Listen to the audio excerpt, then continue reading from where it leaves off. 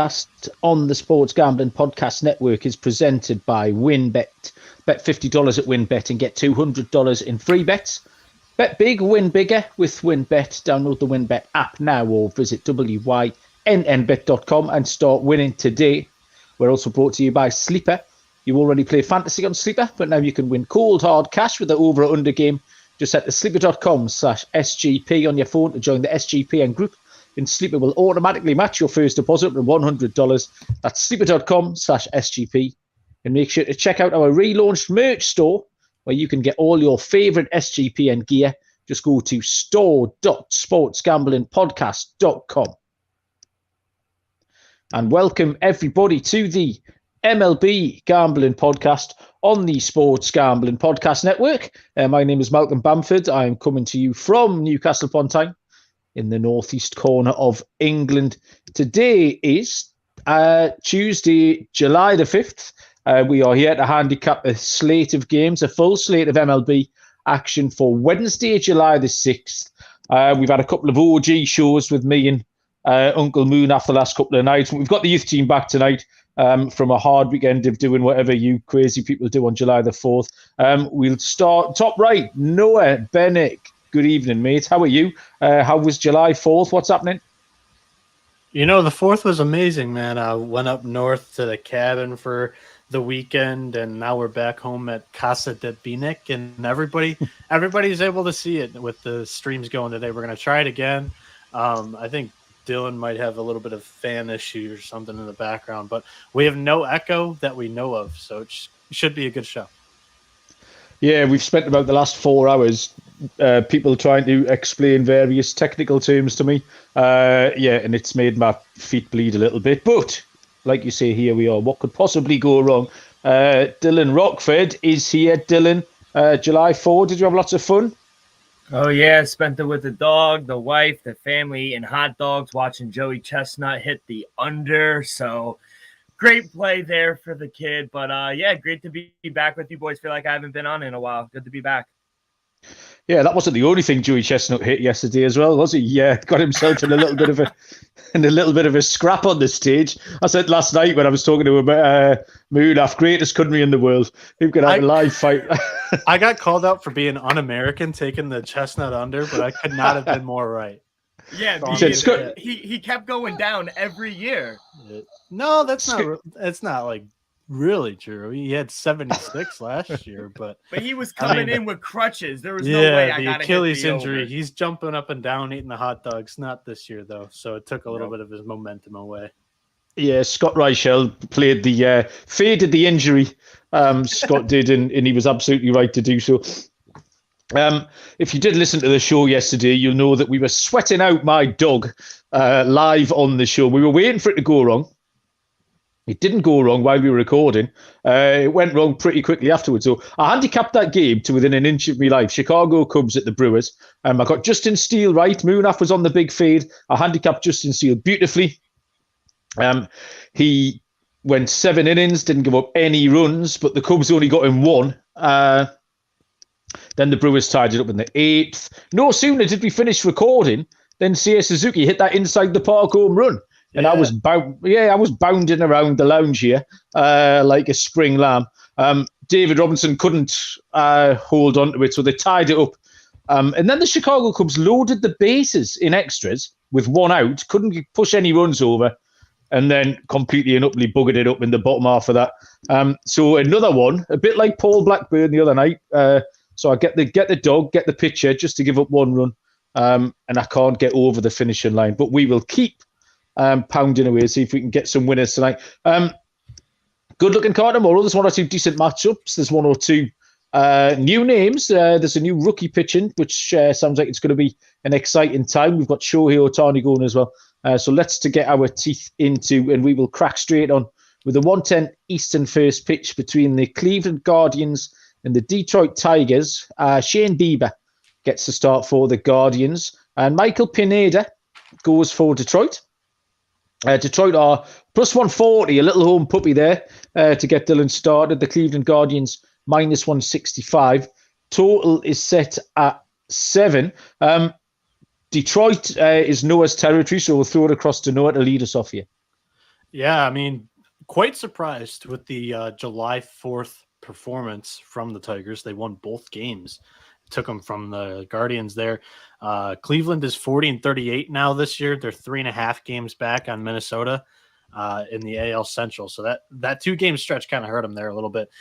Detroit 32-47 on the year. The Guardians, they're struggling right now. They've lost 5 of their last 6, and they've lost both of their games to the Tigers, like I mentioned on Monday. And they've also lost 5 of their last 7 games. I think I have 5 of their last 6 games. I knew I had something off there. And the over has hit in 5 of Cleveland's last 6 and 5 of Detroit's last 6. And it's hit in 5 of the last 7 games that they've played against each other. Something like that. I'm a little bit off today. Like I mentioned, got here like an hour and a half to set everything up. I believe that is right though. Shane Bieber's on the mound for the Guardians. He's 3-4 with a 3.26 ERA, 93 strikeouts, 21 walks, and 91 innings pitched. In his last 6 starts, he's pitched 38.1 innings, and Bieber is stunted a 2.97 ERA.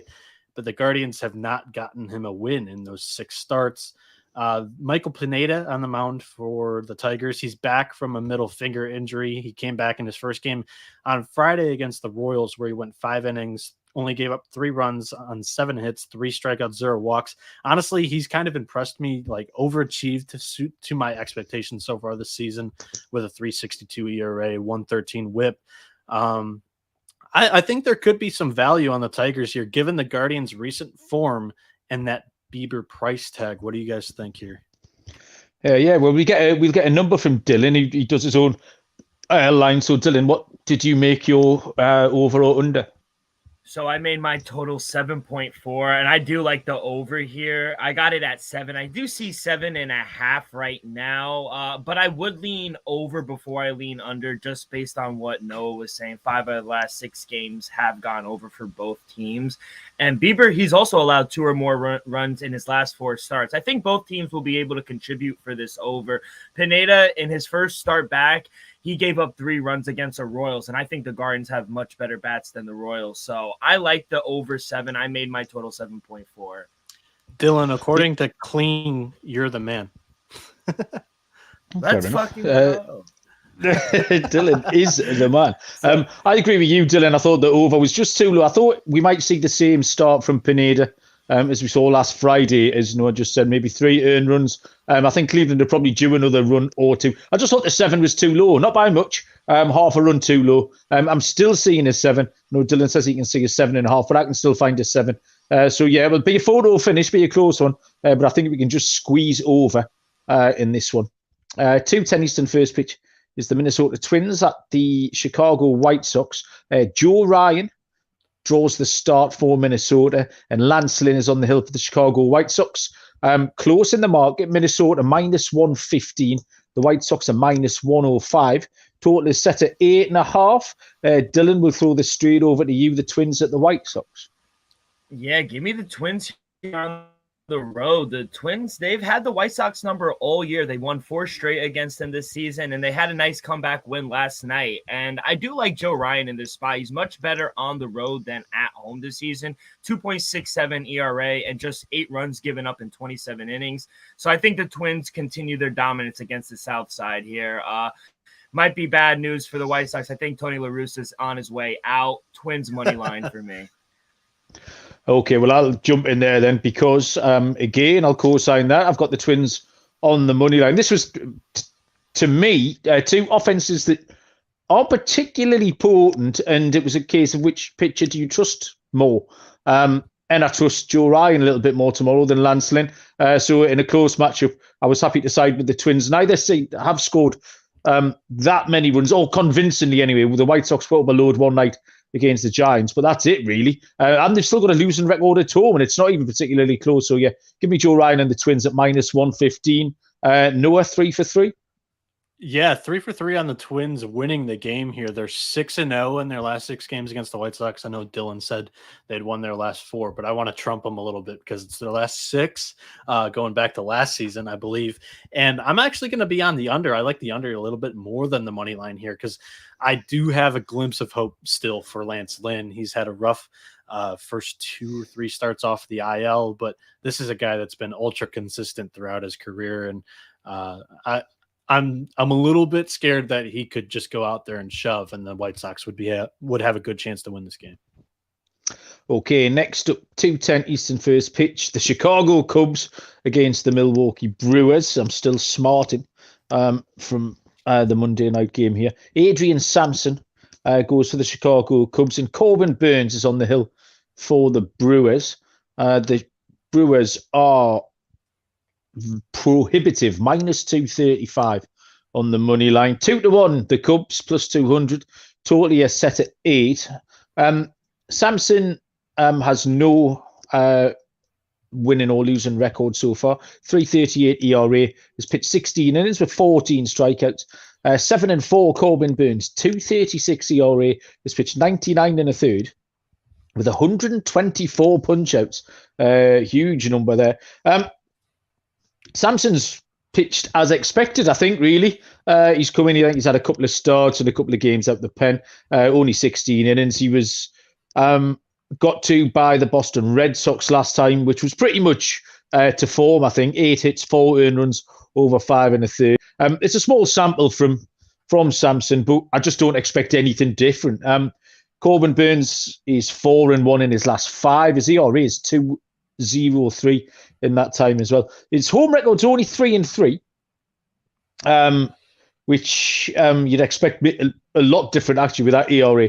I think the under is in play here. I'm still not really buying the Milwaukee offense. I watched that game last night against the Cubs, and they never looked like scoring a run until they did. But that Chicago won't score many, and I can't see the Brewers scoring them all by themselves. So under 7.5 for me at -115, Dylan. Yeah, I'm going Brewers run line here, -115. It was hard to get any value in this one, but I do like the Brewers. I was willing to lay up to a -130 with them on the run line. So I think we're getting good value here at -115 with the Brew Crew. After winning a few games in a row, I think the Cubs have finally come back to life. Regression, losing 2 in a row now. While the Brewers are 7-3 in their last 10. Cubs, they're just not a good road team. They're not a good team in general. They're 15-21 straight up on the road. So give me the Brew Crew -1.5 to get the job done. As for the total, I made my total 7.7. So if you can find an 8, I do like the under. Well, that's what I was just going to point that out as we speak. I have seen an 8 moved from 7.5. So yeah, I'm delighted with that. I'll happily take that extra half a run. And like I say, on the back end of your little 7.7 number as well there, Dylan. So Noah, the Cubs at the Brewers. I'll see your guys' bets, and I'll also raise you. Look into Corbin Burns K prop here because the Cubs are striking out way over 8 times a game here, and I mean Burns is just a strikeout machine throughout his last 2 years here in the MLB. The Cubs are ranked 26th in strikeouts per game on the offense, so it's just not a very good offense all around right now. But you know, I'm a fan of Seiya. I had him for NL MVP preseason. I have him on my fantasy team. Maybe with him getting back into this lineup, they do kind of turn into that offense that was, you know, it was a good offense with a bad pitching staff early on in the year. And when he kind of got injured, it wasn't anything too special. So like you mentioned, that inside the park home run the other day, they ended up losing it in extras, but I feel like this kid is just another source of energy for this otherwise pretty stagnant Cubs club right now. Yeah, I don't know what the actual number was, but they struck out a lot last night. I was expecting Eric Lauer. It was 15 strikeouts last night. Well, because I think Dylan, you put up the line, didn't you? I saw you tip up over 5.5 maybe during the afternoon. I did. That was Noah. Was that you? Was it? Sorry, Noah. I don't mean to give your glory to somebody else, but yeah. So I wondered. Yeah, that's why you knew the number. That's why Noah jumped on the number straight away. But every time I looked at the screen, the Chicago Cub was striking out. So yeah, that's That's a nice steer, mate. I like that, Noah. 3:37 Eastern first pitch is the Toronto Blue Jays at the Oakland A's. Jose Barrios for Toronto and James Kapralian for Oakland, who are a plus 150 underdog. Toronto are minus 175. The total is set at 8. Noah, you can lead us off here. The A's are competitive at the moment, and Toronto not on the slide, but they're just a little bit of a head scratcher. The A's have been keeping the games close, I would say. They're 2-6 in their last 8. Toronto 44-37, but they're still 14.5 games back of the Yankees. It's just crazy. Both teams kind of in rough recent form. The Blue Jays 1-4 in their last 5 as well. Both trends on the total actually go the other way extremely. Toronto has hit the over in 13 of their last 16, and Oakland has hit the under in 6 of their last 7. For Toronto, Jose Barrios, he's 6-4 on the year with a 5.72 ERA. He's going to start here for the Jays. He's got 67 strikeouts, 22 walks, and 83.1 innings pitched. His last start, we were talking about him really just being a mixed bag and not knowing what you're going to get. It actually wasn't too bad. He had a 5-inning start, only gave up 2 runs on 8 hits against the Tampa Bay Rays there. And for Oakland, James Kapralian gets the ball. He's 1-5 on the year with a 5.43 ERA, 40 strikeouts, 27 walks in 58 innings pitched. He settled it down in his last 3 starts. He's only given up 1, 2, and 3 runs to Seattle in 2 of those 3 games, and Kansas City, where they only scored 2 runs there. But I mean, the wind is blowing out to right field at 10 miles an hour. I'm going to pull a moon off here and take a first 5 over. I think we get one of those mixed bag games from Barrios. You give him like 2 or 3 runs there, and then the Oakland A's, they jump out early, and then they give the game away late. So if this total opens up as like a 4 or a 5, I would look for a first 5 over. Okay. Noah, Blue Jays at the Athletics. Dylan. Dylan. Yeah, it's Dylan. You're good. Over 7.5 for me. I do like the first 5 over. I'll tell no on that. The number is just too low. I set my total at 9.2. Both pitchers, like Noah said, they tend to give up a lot of hard contact and a lot of runs. The Blue Jays, they've lost 4 straight, but they are 7-3 toward the over in their last 10 games. I think the Blue Jays, they'll be able to score a few, and if Barrios doesn't have his A game, I think the A's will be able to jump on him early and score a few runs and then probably blow the lead, as Noah said. And yeah, he hit it on the head. The weather report, there's 10-mile-an-hour winds blowing out of center field. So all in all, love the over, love the first 5 over. Yeah, I've been trying to get involved with the A's over the last few nights. I was chinned on Saturday night in extra innings. I took them to win tonight's game, the Tuesday night game, and then they went and beat Toronto on the Monday night game, which I now feel like I've got less chance of winning tonight, even though I know it is an independent event. I've got Auckland on the money line here, plus 145. I've got Auckland on the run line. Noah made a great case for the first 5 because they do keep giving it away late. So that might be something I take on board as well. The last couple of nights we've talked about Toronto being unable to cover a run line, one of the worst records in MLB. I think that's now 23-40 where they haven't covered a run and a half. So that Auckland run line minus 110 looks appealing, but yeah, some way of getting Auckland in my portfolio of bets for tomorrow. Malcolm was how I viewed that one. Go on. Terrell Furman in our chat saying we're the greatest bunch of nerds ever. Do you have a comment on your Twitter exchange? Is it because we're using numbers and analytics? Well, there was some loose talk earlier on Twitter with I think Scott Reichel and Terrell and some other people, and I think they're going to start their 25-team dynasty league. But yeah, that's all right. We don't mind that. I'm looking forward to hopefully meeting Terrell soon. And the NBA gambling podcast is going to start a 25-team MLB dynasty league. I was trying to get the WNBA with Terrell and Scott. The NBA is finished and they've started looking elsewhere to cause some mischief. So we were in the It was our turn in the barrel today with the NBA boys. But good evening, Tyrell. It's lovely of you to listen, if indeed you are. So get a pen out and write some of this stuff down, and then bet them tomorrow will come back to me. That's what we'll do. 6:40 Eastern first pitch is the LA Angels at the Miami Marlins. It's Shohei Ohtani taking on Trevor Rogers. The lines are... The Angels are minus 155. Miami is plus 135. Totally set at 7. Ohtani, 7-4, 268 ERA, 74 innings pitched and 101 strikeouts. Rogers, 4-6 with a 5.56 ERA, 68 innings pitched and 62 strikeouts. Ohtani's won his last 3 starts without giving up a run. I mean, every time you bring up his name or you hear someone say something about him, it's to explain what ridiculous record he's broken this time. He struck out 24 batters in his last 2 starts. Don't really need to expand on Ohtani. Rogers, he's still been going relatively short. I don't know why he can't get out to sort of the 5th, 4th, even the 3rd inning sometimes, and giving up a lot of runs. Really, the key here is the rest of the Angels. Can the rest of the Angels put anything up?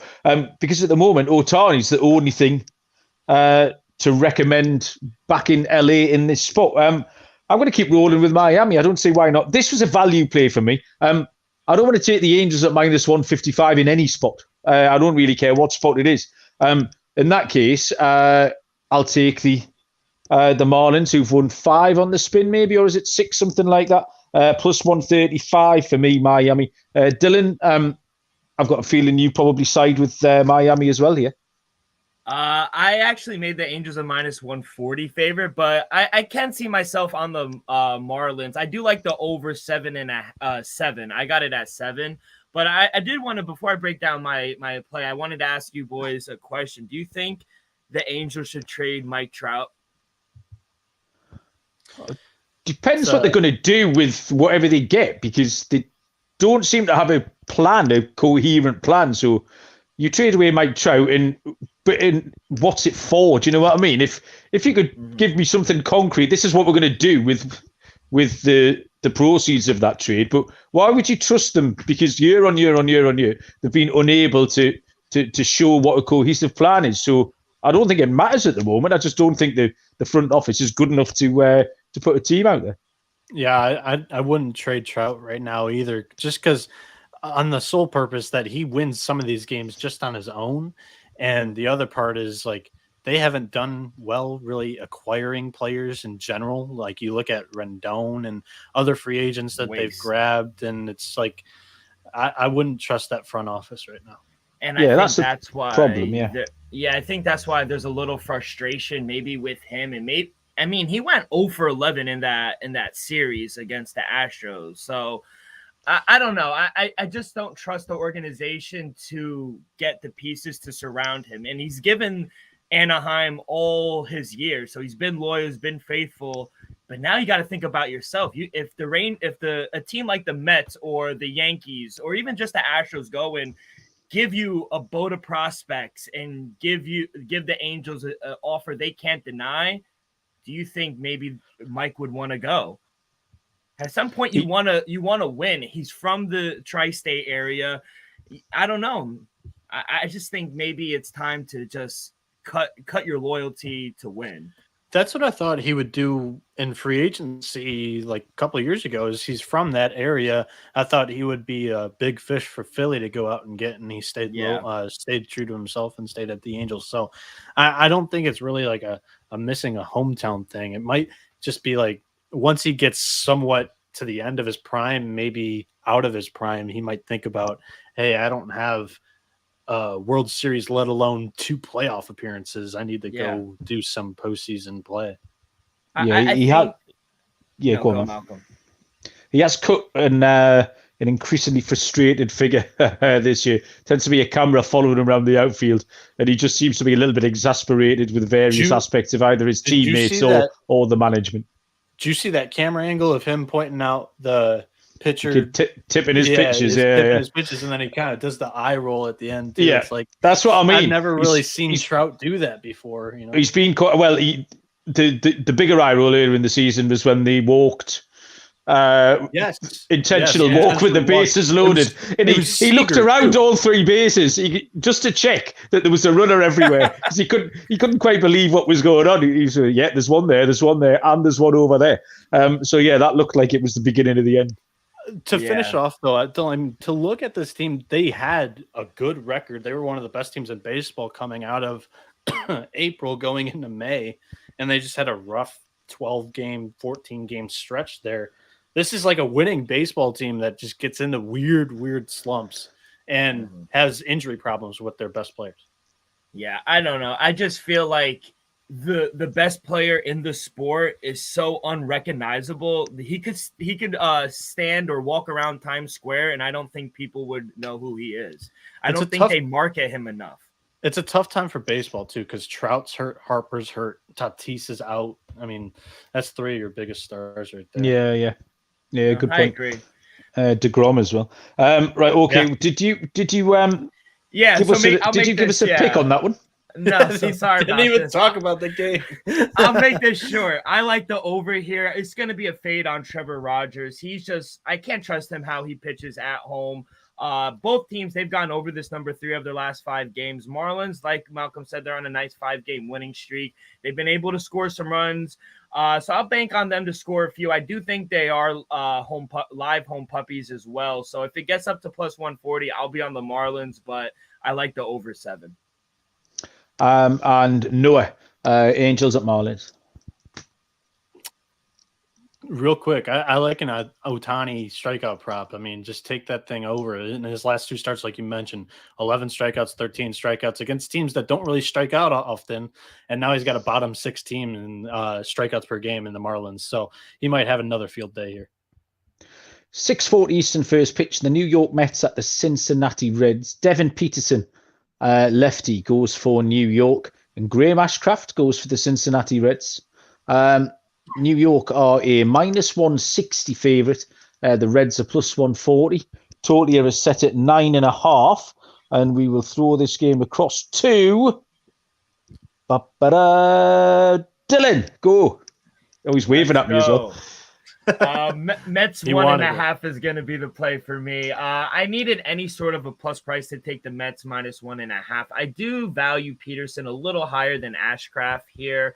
I think the Mets, they do have the pitching advantage, and I also think with Framer out for the Reds, it hurts the lineup a little bit. So I think the Mets are starting to heat up. We got Scherzer coming back tonight.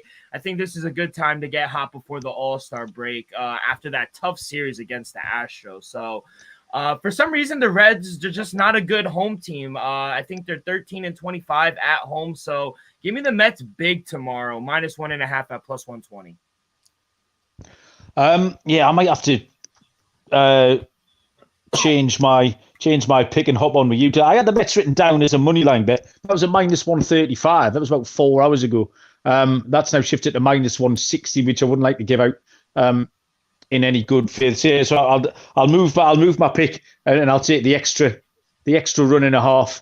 New York Mets run line for me, because I do think this is a comfortable win, and I'm slightly out on Ashcraft. Actually, he had a promising start, but he's just he had his last chance, I think, last week, and I'll put him on the naughty step for a little while. So I'll take the Mets. Noah, I was looking forward to that weekly Ashcraft update. He's been getting in worse and worse in my bad books, and now he's eventually gone. So I have the clearance to take the over here. Clear for takeoff, Noah. That would be my pick. Noah takes the over. Okay.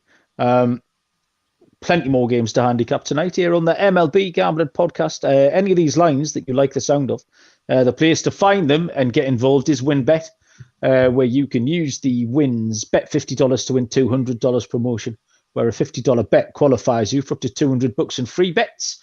You'll also get involved with the ultimate fantasy football experience if you bet $500 or more on sports or casino before July the 31st. You'll be entered to win that draft experience at Encore Beach Club, which includes a 2-night stay at Wynn Resorts for you and your entire league. There's lots to choose from. Just download the WinBet app or visit wynnbet.com to get started. Offer subject to change. T's and C's at winbet.com. Must be 21 or older and present in the state where playthrough WinBet is available. If you or someone you know has a gambling problem, call 1-800-522-4700. I will also tell you about Sleeper before we move on, the fastest growing fantasy platform. One assumes that you have your fantasy league on there. I know I do. Best app by a country mile for fantasy, but they've added a little over or under game now for player props, which is dead easy to play. Choose your sport, choose your players, choose your props. And once you've selected your own stake, you can win anything from 2 to 20 times that stake just by being correct on there. The chat box is fun. You can copy your friends' picks. You can get there, talk a little bit of smack with each other. So if you want to play the Sleeper over or under game, sleeper.com/SGP MLB is the code you need. And Sleeper will automatically match your first deposit up to $100. So join our squad by using the code sleeper.com/SGP MLB. T's and C's apply. See Sleeper's terms of use for details. Noah's already thrown out to show who Otani strikeout prop. I think Corbin Burns is another one for tomorrow. So there might be a couple of Sleeper players for the over or under game there. Next up, 7:05. We're into the evening slate of games, which is the Texas Rangers at the Baltimore Orioles, and it is Glenn Otto who draws the start for Texas. Spencer Watkins goes for Baltimore. Close on the books. Texas -115, Baltimore +100. Total is set at 9, and this one goes across to. Why can't I find who's looking after these games? It's Noah. There you go. Well, hopefully the Wi-Fi is not coming in and out because I think it is right now. But Texas 37-41, and Baltimore also 37 wins this year. Just take one look at the pitchers here in this matchup, and I'm just thinking, like, good God.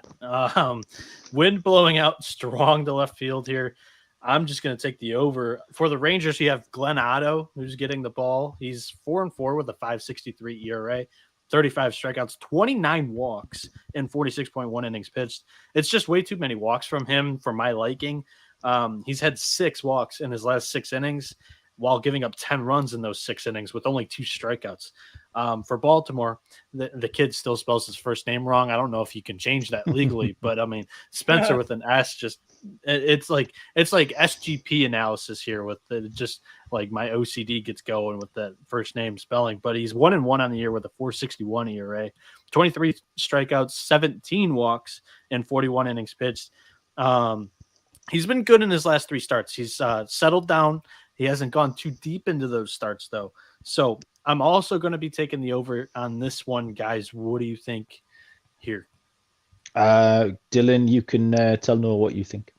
Yeah, I do like the over. I set my total at 9.3. I think both teams will be able to score some runs on these pitchers. But I actually like the home puppy here for me. I took the Orioles at even money at +100.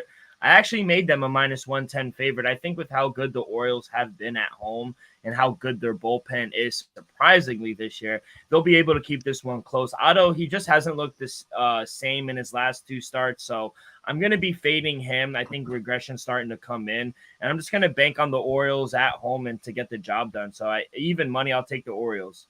I didn't clarify, but that's my pick to win the game too. Let's go. Okay, well, my pick to win the game is the Texas Rangers. So I'm going to completely fly in the face. I'll tell you why. Glenn Otto, I don't mind. I picked him last Friday night at the Mets as my dog on this run of incredibly bad luck that I'm on. And again, they competed with the Mets all the way through. I think both teams had 6 hits, and the Mets came out 1 run better off on the back of a 3-run homer. Yeah, you shrug your shoulders. They're the kind of margins we're working with. So I'm happy to give Glenn Otto another chance. I had this written down earlier on at -145, which is now shifted to -115. So yeah, I know you two were wetting your knickers, but it's the Baltimore Orioles, boys. Let's not forget. So yeah, give me Texas here at -115 behind my new man, Glenn Otto. Next up, we have a 7:05 Eastern first pitch between the Washington Nationals and the Philadelphia Phillies. Jojo Gray goes for the Washington Nationals. And Aaron Nola goes for the Phillies. Phillies are minus 205. Washington plus 175. Total set to 8.5. This is all you, Dylan. What you got? Yeah, tricky game here.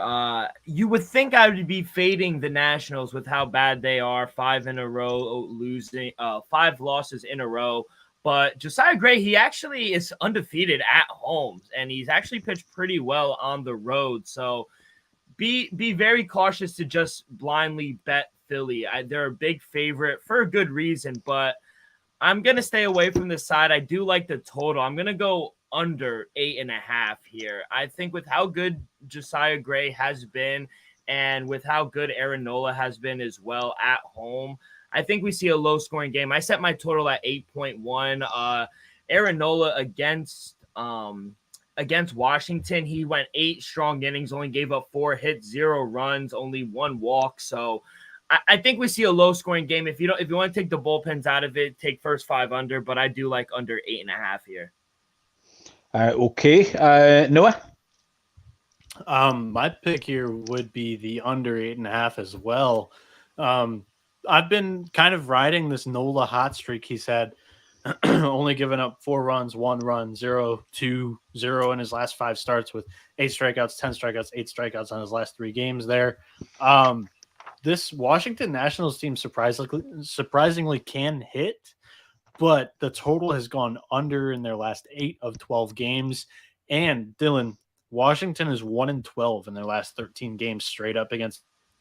So, I mean, Jojo Gray is a great pitcher, so I'm going to take the under. But I mean, I'm not going to talk you off the ledge if you want to like throw this money line of Phillies into a parlay. I think it might be okay given recent history. Okay, I'm going to take the Nationals here. Big fan of Josiah Gray. He's going the other way on everything. Yeah. Listen, it's just how it lands. I feel like I've got a sob story for every pick at the moment. Locked up Josiah Gray. Probably, maybe, I think it was the same Friday night that Glenn Otto didn't quite get the job done. He'd been absolutely outstanding. I think before that start last Friday, it was one of the top 3 ERAs in June. I know Ross Stripling was in there, and Josiah Gray was in there. And I tuned into the game, and I was very excited to see how Josiah Gray performed, and he gave up 6 earned runs in 10 hits against the Miami Marlins, and I thought, well, that's just fantastic. So let's give him a little bounce back spot here. Didn't you like throw a lock or a dog against Nola and the Phillies last time, and they won by like 10 runs? No, was that Gibson, Kyle Gibson? I mean, that was Gibson. It just mate. It's the same shit. It's all just dressed up differently, different color badge on the shirt. I'm not taking minus 205 about the Phillies to beat anybody. So they're a very middle of the road team, and Washington Nationals are very bottom of the league team. But yeah, they are, but they're perfectly within their rights to win this one tomorrow. So give me Jojo Gray and give me that plus 177. 7:05 Eastern first pitch. It's the New York Yankees at the Pittsburgh Pirates, which is Luis Severino, and it's our first Keller of the night. It is Mitch Keller going for the Pittsburgh Pirates. I've got no lines at all on this one, boys. So it's because I don't know if Mitch Keller's confirmed. He's kind of right. Okay, on or off for this Pirates team. They're not very happy with him. So okay, I'll take you through quickly what I've got. Because it was a fairly straightforward handicap. But if it's not Keller, then we could be wasting our breath. Severino is 4-3 with a 3.35 ERA. Has pitched 78 innings with 91 punches. Keller is 2-5 with a 5.14 ERA, 70 innings pitched, 59 strikeouts. Severino's just meandering along really nicely. He's actually had quite a tough schedule. Faced Houston twice and the Blue Jays in his last 3 starts. So I think he'll be happier to see a little bit of softer opposition here in the Pirates. He gave up 10 earned runs in those 3 starts. But I think we can see a little bit of a better start from him tomorrow. Keller has been okay, maybe, if you want to pay him a compliment. 4.10 ERA in his last 5. this was just a really straightforward New York run line. I think they can get ahead early, then get a couple in front early, and they can stay there. I'm not expecting huge fireworks, but yeah, they're going to be a couple of runs too good for Pittsburgh. In the absence of lines, I don't want to go much deeper into it, but that was my initial lean. So your Buccos, Noah, do you think they can hang with Severino and the Yankees tomorrow? Yeah, man, you took my handicap almost right off my lips here, because I mean, Severino has had tough opponents in his last 3, with 2 against the Astros and 1 against the Blue Jays. Not many strikeouts. This is going to be a spot where I look to take a strikeout prop, because I'm doing it with Jameson Taillon. That's actually my lock of the day for Tuesday's slate of games. This Pittsburgh Pirates team strikes out a ton. They're striking out the 3rd most in the MLB right now for a team, and they had 14 strikeouts in their last game against a Brandon Woodruff, who just came off the IL, and Brewers bullpen, who's pretty darn good. But I mean, 14 strikeouts in one game is like kind of outrageous, and we're gonna go with a strikeout prop on Severino if we get some good odds, and depending on what the line comes out here, because I'm gonna echo everything you said there. Okay, and we'll move across to Dylan. Same game. Yeah, hard to give you something with no lines, but I do think if I handicapped as Mitch Keller going, so I don't know if he is confirmed or not, but if we're able to get a -120 or better with the Yankees on the run line, I'll probably be on the same side as you, Malcolm. Okay. Before we move on, if you are watching this on video, or you're going to catch up with it on YouTube or wherever, you notice I've got my SGP hoodie on there, and there are loads of new fancy things in the new SGPN merch store, which has been relaunched. So get across there. There's some MLB gambling podcast gear as well. And the place you need to go is store.sportsgamblingpodcast.com. Store.sportsgamblingpodcast.com. I feel like my SGP hoodie is now old hat. So I'll be getting across to the new merch store to freshen up my look. We're also brought to you. We've got a new sponsor here as well, Dave, which is a banking app that can help you get up to $500 instantly. Help out with a little bit of extra cash if you need it for some bills, or you've got some unexpected costs that have come in. Gas prices through the roof, things like that. So Dave will help you tackle those expenses. No interest, no credit check needed. Millions of people have already downloaded the Dave app to get the help that they need with a little bit of extra cash. So if you download the Dave app from the App Store, that's DAVE, you can sign up for an extra cash account and get up to $500 instantly. For T's and C's, go to dave.com/legal. Instant transfer fees apply. Banking provided by Evolve, member of the FDIC. Yeah, 710. Oh, go. Sorry. You mentioned YouTube. I'm just going to plug it here because it's hard to search up right when we've started, because this is going to be our first episode that we've ever posted on the YouTube channel. So it's MLB Gambling, or MLB Gambling Podcast -SGPN. That's how you're going to be able to find us, because if you look up MLB Gambling Podcast, you're not going to see us right away. Okay, well done, Noah. Yeah, I quite like the little video thing. I sometimes forget how handsome I am, and then something like this comes along and it all comes flooding back. So that's a little treat for everyone. Hey, I got all these golf polos that I don't really wear too often, so I gotta wear them somehow. So I like this. John Lee says he loves the YouTube. Oh, big fan of John Lee. John Lee is loads of fun in the Slack channel, which is a good place to get involved with any of the sports gambling podcast chat. If you want to get involved with the DGens, the Slack channel is the place to be, and you'll find young Lee amongst loads of other people. 7:10 Eastern first pitch is the Tampa Bay Rays at the Boston Red Sox, which is Corey Kluber for the Tampa Bay Rays, and I believe this is Brian Bello or Bayo. How are we pronouncing this? We pronounce it with a hard L or a soft L? Well, so based on the way that Brian is spelled, I think it's Hispanic, so I'm going to go Bayo. Just okay. Double L there. I'm not familiar with him at all, and that's kind of in my handicap here. So two different answers from you two. Thanks for that. Yeah, Brian Bello will go for. I'll go for a hard Geordie O on the end of Bello as well. Tampa Bay are -105. Boston are -110. The total is set at 9. and Noah. Tell us all about Brian Bello. What you got? First, I want to tell you all about our co-host in the YouTube chat as well.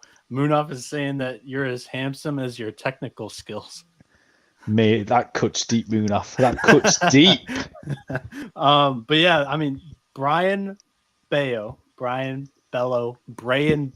to cover every pronunciation you can get.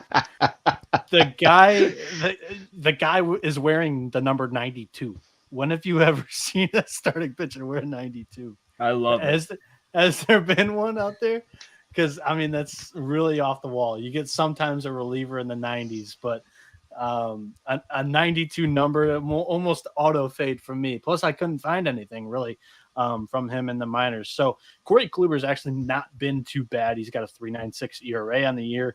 So, I mean, I'm gonna be on the Rays team total here against the Rook. I'm gonna make him beat me. I'm not gonna allow him to or not gonna allow this bullpen to take the game out from under me. I'm just gonna take the team total for the Rays and hope they get like 4 or 5 runs, and we'll call it a day. Dylan, what do you know about Brian Bello? Absolutely nothing. Yeah, give me the Rays here. I made them a -120 favorite. I can't back the Red Sox. I don't even know who Bello is, so I have nothing for him. I need to see him before I back him. So, like Noah said, he's got to beat me for me to take him. So, just based on that, I have to take the Rays here. Well, shame on you two. I'm expecting good things from Brian Bello. He's a really well thought of prospect. I think he's the 3rd or 4th prospect in the Boston Red Sox pipeline. And there's been a lot of talk. There's been quite a lot of anticipation around his call up. So I've already picked him up on waivers in the D-Gens League, actually. Or was it in the D-Gens League? Anyway, I picked him up a couple of hours ago. So I do have one piece of Brian Bello going forward. So I can say that I was there when it all started. So Corey Kluber has been going okay as well. I've been enjoying his work lately. I thought that this could stay under because the back end of last season as well, Moonaff will back me up here, that we took a lot of rookie pitchers on their first start and we were getting a lot of joy with just teams who hadn't seen any tape off them, especially coming off the pandemic season. It'll be a bit different now. There's been some AAA ball, but rookie pitchers coming in cold, we're often giving teams a little bit of a problem, especially 1 or 2 times through the order. So I think Kluber can pitch well, and I'm going to take Bello to have a good start tomorrow. Yeah. So give me the under it. 9.5 is too big a number, I think. I have some minor league stats on this guy, just the very tip of the iceberg. You can look at it here. He spent 6 games so far in AA this year. He was 4-2 with a 1.60 ERA. Great strikeout to walk ratio, 42-12. And then in Worcester, I forgive Worcester. me for not being Worcester. Come on, forgive me. I mean, I don't know that pronunciation for the AAA team of the Red Sox there, but he went 6-2 there with the 2.81 ERA, 72 strikeouts, 21 walks. But I mean, again, it's the minor leagues. I pay attention a lot to the prospects that are coming up, and I honestly hadn't heard a word of Bayo or Bello, and didn't even know that he was actually making the start until we started handicapping today. So, oh well, there you go.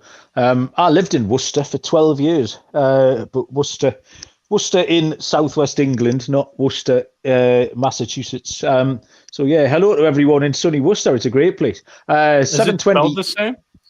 Yes, it is. Yeah, I assume that everywhere in America just took its name from places that are already here. So I assume that Worcester, Massachusetts is founded by people. We still have the leg up on you guys. You guys blew a 13 colony lead. Get more than that at various points. It's not something I'm proud of. Right, shut up. St. Louis Cardinals against the Atlanta Braves. Is Miles Mikolas going for St. Louis, and Max Fried, the lefty, goes for the Braves. We got any lines for this one? Yeah, St. Louis are plus 155, Atlanta minus 180. Totally a set at 8.5. And this one, Dylan, is all you. Yeah, I love this game, love this pitching matchup, and I'm diving under 8.5 here. I made my total 7.3. two great pitchers going in Fried and Nicholas, both with pretty similar numbers home and away. They don't really surrender a lot of runs. Walks are down. And the Cardinals, they've really been struggling. So I think Fried can have success against them. Both teams, they've been playing a lot of unders in their last 10 games. Cardinals 3-7, Braves 2-7-1 toward the under. I think we see a pitching duel. So another spot. I like the first 5 under, and I like full game under here. Yeah, I'll jump in next then because I thought exactly the same. There was no reason not to take the under here. Last 5 for Nicholas is 183. He's absolutely fine on the road, and we know what Fried's been doing. So yeah, I thought that 8.5 looked a bit big for me, and I thought exactly the same pitching duel for me. Noah, what do you make of it? So I'm on the Braves to win this game. An interesting fact about these Braves is that they actually strike out a crap load. They're the second most frequent team in striking out with 9.32 strikeouts a game. And Michaelis, he had 1 strikeout last game against Philly. We might get a little bit of a low ball total here against the Braves because the Braves have been good offensively. They just strike out a little bit too much. And that might be something that just flies under the radar here. So I'm looking forward to that price, but also I'm going to be on the under for this game as well. And yeah, Braves probably win this one. 8:10 Eastern first pitch between the Kansas City Royals and the Houston Astros. Keller number 2, Brad Keller, goes for Kansas City. And Christian Javier is on the hill for Houston, who are minus 250. KC are plus 215. Total set at 8. Keller 3-9, 4.24 ERA, pitched 85 innings with 56 strikeouts. Javier is 6-3 with a 2.58 ERA, 69 2/3 with 95 strikeouts. Keller's actually had 2 scoreless starts in his last 3 appearances. Has benefited from a really easy schedule. Actually, he's had Baltimore, Oakland twice, and Detroit. Even then, Washington was his other one, and Washington got to him. So, yeah, I expect Keller maybe to regress quite hard tomorrow. Javier's only given up 2 earned runs in his last 19 innings pitched. I think KC on Monday night had their chance to win a game in this series and blew it. The bullpen couldn't get an out, any of them. It was painful watching. And Houston ran them down and eventually won it with the Jordan Alvarez blast. It's boring, but it's a Houston run line for me. I've even boxed off plus 2.5, get a little bit exotic. I think KC blew their one opportunity, and they will get to Keller early tomorrow. And this could be a blowout. So, yeah, get anything Houston Astros related in your satchel that you want. Noah, what do you think? You want mute, Noah?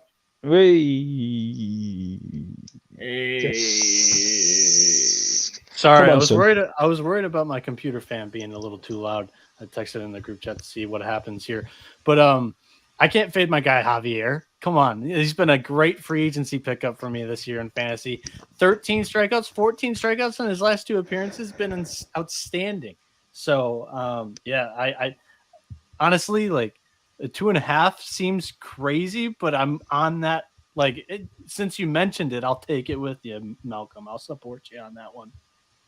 Okay, thank you, mate. That means a lot. Dylan, what have you got? I think it's gonna be a team ride here. Astros minus 1.5, minminus 2.5, whatever you want to do. They might be the hottest team in baseball right now. They're 9-1 in their last. Yeah, 9-1 in their last 10, just straight up 8-2 against the spread, and they should have won the spread yesterday, but they got out to an early lead, the Royals, and then just blew it. But the Royals, they might be the worst team in the league. So 15-24 on the road, and having to face Christian Javier, who Malcolm explained, he's just lights out at home. I think it's a bad spot for them. Give me the Astros minus 1.5, minus 2.5. Houston last year got on a real roll of being our run line darlings on the podcast. Me and Moonaf just followed them blindly for about 3 months, and it looks like they could be on the verge of doing that again. A 9:40 Eastern first pitch is the San Francisco Giants and the Arizona Diamondbacks. Alex Cobb for San Francisco and Merrill Kelly for Arizona. Giants are favourites, minus 145. The D-backs plus 125. Total here is set at 9. And this is to you, Noah. Giants at the D-backs. So the Giants are really struggling right now. Not something we've said over the last year and a half here, as they've been more of a surprising under the radar team. But right now they're 2-8 in their last 10 games, and the D-backs, they're also in the cellar with 4-8 record in their last 12 games. But they've been feisty throughout the year. Like, can't overlook this team. For San Francisco, Alex Cobb starting. He's 3-3 on the year with a 4.94 ERA, 56 strikeouts, 15 walks, and 51 innings pitched. 2.91 ERA in his last 3 starts, though. For Arizona, Merrill Kelly, 7-5 on the year, 3.46 ERA, 74 strikeouts, 31 walks, and 91 innings pitched. Kelly, he's been great recently. He's faced inferior opponents, though. I think we're receiving good value on a struggling Giants team against Kelly with an inflated recent numbers in his last 6 games in June here. His opponents were the Rockies, the Tigers, the Twins, the Reds twice, and the Pirates. So I feel like this line should be a little bit higher. Dylan, where did you open your total? I opened my total at 8.9. Sorry, not total, but Giants money line. Sorry. Yeah, I only made the Giants a minus 115 favorite. Okay, so maybe it is a little. Okay, so that maybe takes out one of my psychology plays, maybe, but I still feel like Merrill Kelly has not faced the sort of competition that the Giants may provide here in this game. So my pick to win is the Giants. Dylan, with those lines then, and you've seen the way the books have got this priced up, was it a bet on Arizona for you? What do you think? Home puppy. Yeah, baby. Come on. Like I said, I made the Giants a minus 115 favorite at plus 130 with Merrill Kelly at home. I have to take them. The Giants, they're like Noah said, they're in a bad funk. They're just 2-8 in their last 10. And they've lost to the Snakes twice this year. So maybe the Diamondbacks just have their number. We've talked about it on this pod a while back, but you can't back Alex Cobb. He's just not the same guy on the road than he is at home. So I'm just going to be continuing to fade this Giants team, and I'm going to back Kelly and the Snakes here. Give me the home puppy. 100% agree with you. I've got Arizona at plus 120. Out on the Giants. They are struggling a little bit. I'm expecting a bit of a better start from Merrill Kelly at home as well. I know he's slipped a little bit lately. But I'm not out on Kelly. And I thought at the prices, Arizona looked like the pick to me. Finally, 10:10 Eastern. First pitch, the Colorado Rockies and the LA Dodgers. Now then, pitching shenanigans here for the Rockies. I did have Antonio Senzatella earlier on. He has now disappeared off my board. Tony Gonsolin goes for the Dodgers. There are no lines up either, which tells me that pitching change might be a thing. So either of you two guys got a Colorado pitcher, or he was flummoxed by Senzatella's disappearance as I am? Yeah, I don't have anything. It says TBD for me. I couldn't find anything either. I'm going to take a last quick, desperate, last-ditch look. You guys can keep talking, though. Okay, well, Dylan, Tony Gonsolin, you got his number, and I wrote him up a couple of weeks ago in an article for the Sports Gambling Podcast. It's a Cy Young contender at 20-1. And I'm not sure he's going to be that price much longer if he keeps pitching like he is. No, Tony Gonsolin, he's a beast. He's 10-0, like you said. At home, he doesn't even have a 1 ERA. It's 0.088 ERA. And against Colorado, he has had success. Only 3 innings pitched, 5 hits. So I do like the Dodgers here. But the Rockies have actually had the Dodgers number this season. So kind of tricky there. Maybe you want to put him in a money line parlay with the Phillies, but I just can't. I can't. Without knowing the pitcher for the Rockies, I can't back them right now. So I'm going to be probably on the Dodgers. Noah's got his hand up like a good boy. Has he got the answer? Yeah, I do. I'm getting sent down a rabbit hole looking for some numbers, but it's Jose Urena. Oh, wow. Yeah, Tigers let go of him or just didn't extend him last year. He had an awful ERA of 5.81, 4-8. He started off the year with Milwaukee in the majors, pitched 4 games. He didn't go longer than 3 innings in a start, and then he's been picked up here by the Rockies, and in Albuquerque, he's 0-1 with a 7.29 ERA, 14 strikeouts, 12 walks. So this is not a guy that you want to back right now. I like him. He started that great big. He started the great big fight with. Did he plunk either Acuna or Ozzy Albies 2 years ago? On the Marlins. Yeah. It might have been. It was one of them two. It was Acuna or Albies who'd hit about 5 home runs in the series. They were just single-handedly killing the Marlins. So the Marlins just decided to try and take them out of the game. But his face as he stood there, and it was a little bit of Amir Garrett that he just wanted to fight the entire Atlanta Braves organization. And yeah, I was there for that. But yeah, he can't pitch for toffee though, so you're absolutely right. Yeah, I've got nothing here in the absence of a bit of a pitcher, so we put a line through that one. Colorado at the LA Dodgers. I don't know. I'm pretty convinced on a run line here for the Dodgers. I mean, when you have 14 strikeouts, 12 walks with a 7.29 ERA in the minors, it's a little rough. Locks and dogs incoming. Once I've told you briefly about IP Vanish, who will encrypt 100% of your data, meaning that your private details, passwords, communications, etc., will be shielded from falling into the wrong hands. They'll hide your physical location. You can use it on unlimited devices. You can stream with it. And IP Vanish are offering 70% off their yearly plan for our listeners with a 30-day money-back guarantee, the equivalent of getting 9 months for free. IP Vanish is dead easy to use. You'll be covered at one tap of a button. So stop sharing with the world everything you stream, everything you search for, and everything you buy. Take back your privacy with the brand rated 4.6 out of 5 on Trustpilot. Go to ipvanish.com/SGP. Use the promo code SGP and claim your 70% savings. That's ipvanish.com/SGP. Okay, I feel like that was a bit of an epic handicap of those 14 games. We covered a lot of ground. We meandered around various other topics as well. Okay, we'll start with Noah Bennick, who was going to give us a winning lock and dog. Go for it. Not thrilled with the slate. Honestly, I think it's pretty chalky. The only dog that I'm on is the Baltimore Orioles. And I think it's really just because they have the better pitcher in this matchup and Spencer Watkins up against Glenn Otto. For my lock, it's a little bit of a stretch, this lock and dog, but I'm going to go with the under 8.5 in the Washington Phillies game, -115 with Josiah Gray and Aaron Nola on the mound for both teams. I think that should go under 8.5. Look for me on Twitter, though. I might change that up and throw out a couple of props instead because I do not like that dog one bit. Fair enough. Noah's giving out bets that he doesn't like. That's what we're here for. Dylan, what have you got?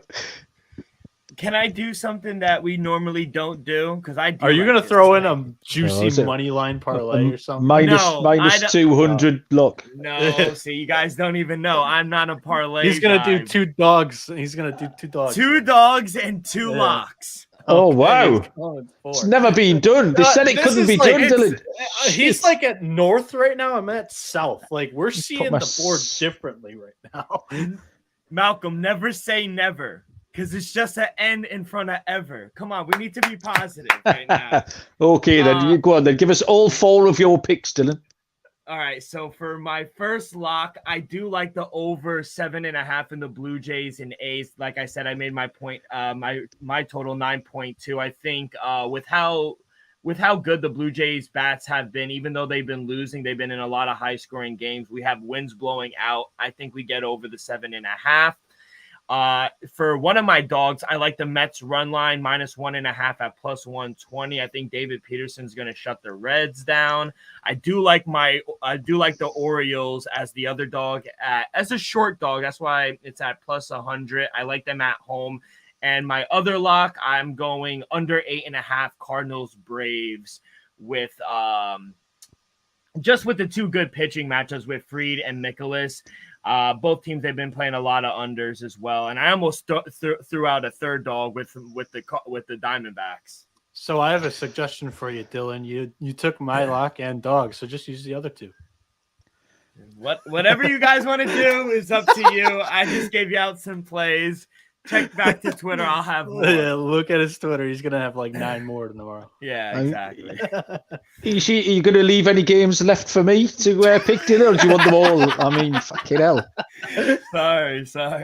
I'll be taking my lock from single A, the Toledo Mud Hens or something tomorrow. There's nothing else. Yes. Worcester. The Woo Sox is what they get called. Luckily enough, actually, you haven't hit on any of mine, so I was being facetious. I had loads of dogs to choose from. I had the Washington Nationals at plus 177. I've got the Marlins at plus 135. But I'm going to stick with the D-backs at plus 120 at home. Fade Cobb on the road. Kelly can get back to it. And I'm out on the Giants, so I love that price. And for my lock, I'm going to go to a game that you did mention, but not the same pick, Dylan. The Mets, like I say, I've got them written down at minus 135, so I'm going to have to look around for a price. I might have to go to the run line. But as it stands, give me the if you can find a decent price, a sub 150 price on the New York Mets to turn over Cincinnati and Graham Ashcraft, then we will do that. And that, ladies and gentlemen, to just locking up the other team against him. No, exactly. We talked him up. Munaf wanted to back him for Rookie of the Year 3 weeks ago, and now we've completely nutty put him on the naughty step. Well, that was an hour and 6 minutes of shenanigans. I think we did it. Honestly, that's not bad. Problem free games. Yeah, for 14 games, hour 6 is not terrible. Technologically problem free, that was 200 to 1 coming in an hour ago with me. I've tried to sit here and not press any buttons, is what I've done.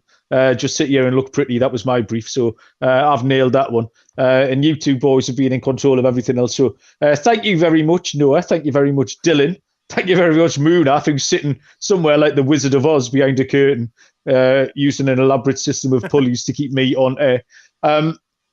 We'll be back in some guise or other.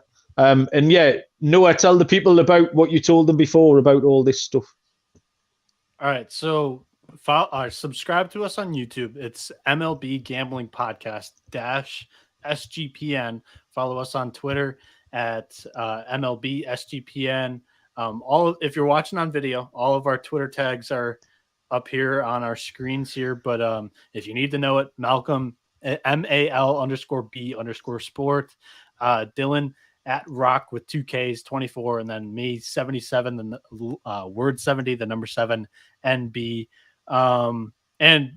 Just go show us some love, because you guys have been awesome so far, and looking to take it to the next level with some of this video stuff. So let us know any suggestions that you may have with all of this stuff. We're very new to it, as you can hear, or as you heard the echoes in 2 of the last podcasts we had, and over the last 5 days or so. But I think that's it that I was going to plug. Anything else from you guys?